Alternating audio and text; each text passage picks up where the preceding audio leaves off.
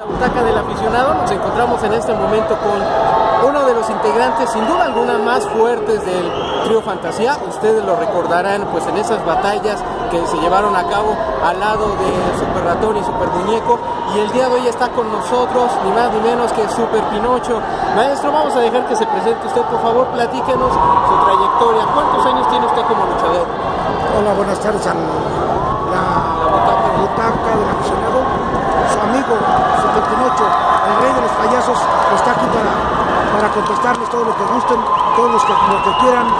Me preguntabas que cuánto tenía yo de luchador, me decía, bueno, tengo 33 años portando este nombre, más otros 5 con otros nombres, ya que se tiene como luchador, se tiene uno que foguear, no nomás puedes llegar y subirte a un ring ya profesional en una arena de prestigio, sino que tienes que estar bien fogueado. No es tan fácil decir ya me subí en una arena coliseo o una plaza de renombre, como una López Mateos, como un Cortijo, como todo ese tipo de plazas. Teníamos que foguearse mucho tiempo en toda la provincia para ya llegar a ser alguien en el medio de la lucha libre. Muy bien, maestro. Actualmente estamos observando que vienen nuevas generaciones de luchadores, pero ninguna de ellas como las personas, las leyendas vivas que hoy tengo el gusto de platicar con usted, maestro, que pasaron en el toreo.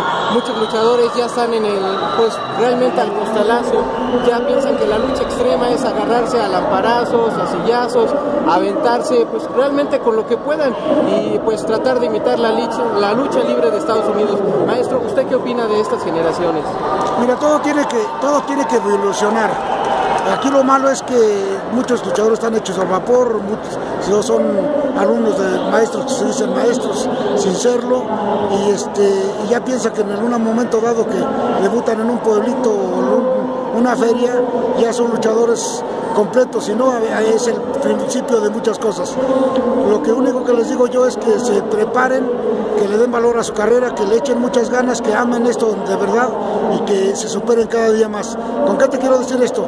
Que tienen que entrenar diario para que se hagan unos luchadores completos, porque debutan y ya se hacen, piensan que eso es lucha libre y ya se hacen flojos, y ya nomás el dominguito que se presentan van a subir a ser ridículo, porque en verdad el aficionado que sabe de lucha libre se da cuenta de un luchador hasta cómo se para.